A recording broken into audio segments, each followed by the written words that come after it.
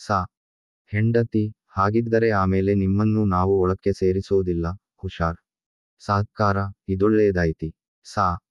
ಹೆಂಡತಿ, ಅವನ್ನ ನೋಡಿದರೆ ಕಣ್ಣುಬೇನೆ ಬರುತ್ತೆ. ಅಸಾಧ್ಯ ಕೊಳಕ. ಸಾ.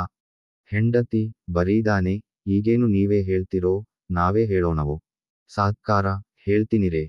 ಬೋಳೇಶಂಕರ ಊಟಕ್ಕೆ ರೆಡಿಯಾಗಿ ಬರುವನು. ಬೋಳೇಶಂಕರ, ಒಬ್ಬನ ಜೀವನದಲ್ಲಿ ಇಂಥ ಸುದಿನಗಳು ಬರೋದು ಅಪರೂಪ. ಜೊತೆ ಕೂತು ಊಟ ಮಾಡಿ ಎಷ್ಟು ದಿನಗಳಾದವು. ಬನ್ನಿ ಅಣ್ಣತಮ್ಮಂದಿರು ಒಟ್ಟಿಗೆ ಊಟ ಮಾಡೋಣ. ಹೆಣ್ಣಿದ್ದ ಮನೆಯ ಸೌಭಾಗ್ಯವೇ ಬೇರೆ. ಅತ್ತಿಗೆಯವರ ಹಸ್ತಗುಣದಿಂದ ಅಡಿಗೆ ಮನೆಯಾಗಲೇ ಪರಿಮಳ ಭರಿತವಾಗಿದೆ, ಬನ್ನಿ. ಸಾತ್ಕಾರ, ಅಯ್ಯ ಬೋಳೇಶಂಕರ, ಸದ್ಯ ನೀನೊಬ್ಬನೇ ಊಟ ಮಾಡು. ನಾವು ಆಮೇಲೆ ಮಾಡ್ತೀವಿ. ಬೋಳೇಶಂಕರ, ಆಗಲೇಳಿ, ನಿಮಗಿನ್ನೂ ಹಸಿವಾಗಿಲಿಕ್ಕಿಲ್ಲ. ನನಗಾಗಿದೆ. ನಾನು ಊಟ ಮಾಡ್ತೀನಿ. ಸರದಾರ, ತಮ್ಮ ಬೋಳೇಶಂಕರ, ಊಟಕ್ಕೆ ನೀನು ಕೊಟ್ಟಿಗೆ ಹತ್ತಿರ ಕೂತಿದ್ದೀಯ.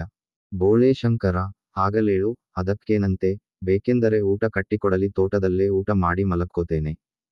ಸಾತ್ಕಾರ, ಹಾಗೇ ಬೆಳಿಗ್ಗೆದ್ದು ಒಂದಷ್ಟು ಮರ ಕಡಿದು ಬಿಡಪ್ಪ, ನಮಗೆರಡು ಮನೆ ಕಟ್ಟಿಸಿಕೊಟ್ಟರೆ ಚೆನ್ನಾಗಿರುತ್ತೆ. ನಿನ್ನ ಮನೆಯಲ್ಲೇ ಎಷ್ಟಂತ ಇರೋದು. ಬೋಳೇಶಂಕರ, ಹಾಗೇ ಆಗಲೇಳು. ಸರದಾರ, ಹಾಗೇ ಬೆಳಿಗ್ಗೆದ್ದು ನನ್ನ ಕುದುರೆಗೆ ಒಂದಷ್ಟು ಹುಲ್ಲು ತಾರಪ್ಪ. ಬೋಳೇಶಂಕರ, ಆಗಲೇಳು, ಅದಕ್ಕೇನಂತೆ. ಸಾ. ಹೆಂಡತಿ, ಇಕಾ ಕಟ್ಟಿದ ಬುತ್ತಿ ತಯಾರಾಗೇ ಇದೆ. ಬೋಳೇಶಂಕರ, ಆಗಲೇಳಿ, ಆಮೇಲೆ ಕೋಡಂಗಿಗೆ ಊಟ ಹಾಕಿ. ಉಳಿದವರೆಲ್ಲ ಮರೆಯಾಗಿ ಬೋಳೇಶಂಕರ ಮತ್ತು ಕೋಡಂಗಿ ಮುಂದೆ ಬರುತ್ತಾರೆ. ಕೋಡಂಗಿ, ಅದೇನೋ ಸರಿ. ನೀ ಮಾಡೋ ಪುಣ್ಯಗಳ ಲೆಕ್ಕ ಚಿತ್ರಗುಪ್ತರು ಸರಿಯಾಗಿ ಬರೆದುಕೊಳ್ಳುತ್ತಿದ್ದರೆ ಸರಿ. ಅವರು ತೆಪ್ಪಗೆ ಮಲಗಿದ್ದರೆ ನೀನು ಎಷ್ಟು ಒಳ್ಳೆ ಕೆಲಸ ಮಾಡಿದರೇನು ಪ್ರಯೋಜನ. ಬೋಳೇಶಂಕರ, ಒಬ್ಬ ಒಳ್ಳೆ ಕೆಲಸ ಮಾಡೋದು ಪುಣ್ಯದ ತುರಾಯಿಗಳನ್ನ ರುಂಬಾಲಿಗೆ ಸಿಕ್ಕಿಸಿಕೊಳ್ಳಲಿಕ್ಕಲ್ಲ. ಅದಿಲ್ಲಯ್ಯ, ಊಟ ಬಿಟ್ಟು ನೀಯಾಕೆ ಬಂದೆ. ಕೋಡಂಗಿ, ನನಗಿವತ್ತು ಊಟ ಬೇಡ ಅನ್ನಿಸ್ತು. ನಾನು ತೋಟದಲ್ಲೇ ಮಲಗತೀನಿ. ನಿನ್ನ ಅಣ್ಣಂದಿರ ನಡತೆ ನನಗೆ ಸರಿ ಕಾಣಲಿಲ್ಲ. ಬೋಳೇಶಂಕರ, ಯಾಕೆ ಹಾಗಂದೆ.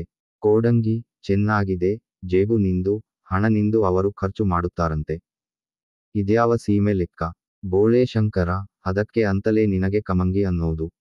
ಅಗೋ ಆ ಹಸಿರನ್ನ ನೋಡು. ಹಸಿರನ್ನ ಪ್ರೀತಿಸಬೇಕಾದರೆ ನೀನು ಪುಸ್ತಕದ ಭಾಷೆಯಲ್ಲಿ ಸಮರ್ಥಿಸಿಕೊಳ್ಳಬೇಕಾದ್ದಿಲ್ಲ. ಅಂತಃಕರಣ ತೆರೆದರೆ ಸಾಕು, ಅದು ಒಳಗೆ ಪ್ರವೇಶಿಸುತ್ತದೆ. ಒಳಗಿನ ಕೊಳೆ ತೊಳೆದು ಹೃದಯವನ್ನು ಪರಿಶುದ್ಧವಾದ ಸ್ವಚ್ಛವಾದ ಕೊಳದ ಥರ ಮಾಡುತ್ತದೆ. ಅಯ್ಯ ಕೋಡಂಗಿ, ಹಸಿರು ಸಾಮ್ರಾಜ್ಯದ ನಮ್ರ ಪ್ರಜೆ ಕಾಣಯ್ಯ ನಾನು. ಕೋಡಂಗಿ, ನಿನಗೂ ಪಿಶಾಚಿ ಕಾಟವೋ ಏನೋ. ಏನೇನೋ ಮಾತಾಡಲಿಕ್ಕೆ ಶುರು ಮಾಡಿದೆ. ನಡಿ ನಡಿ. ಪಿಶಾಚಿಗಳು ಬರುತ್ತವೆ, ಅವರು ಮರೆಯಾಗುತ್ತಿರುವಂತೆ ನಿರಾಶರಾದ. ಪಿಶಾಚಿ 3, ಜಗಳ ಆಗಲೇ ಇಲ್ಲವೇ. ಪಿಶಾಚಿ 2, ನಾವಿಟ್ಟ ಮದ್ದೆಲ್ಲ ಈ ಬೆಪ್ತಕ್ಕಡಿ ಮುಂದೆ ಒದ್ದೆಯಾಯ್ತಿ. ಪಿಶಾಚಿ 3, ತಮ್ಮ ಹೇಳಿದ ಹಾಗೆ ಇವನು ಅಸಾಧ್ಯನೇ ಸರಿ. ಇವನನ್ನ ಹೀಗೆಲ್ಲ ದಾರಿಗೆ ತರೋದು. ಈ ಬೆಪ್ಪಕ್ಕಡಿ ಹತ್ತಿರ ತಮ್ಮ ಕೊಟ್ಟ ಬೇರಿದೆಯಲ್ಲವೇ. ನಾನು ಹೋಗಿ ರಾಜಕುಮಾರಿಯನ್ನ ಹಿಡಿತೇನೆ.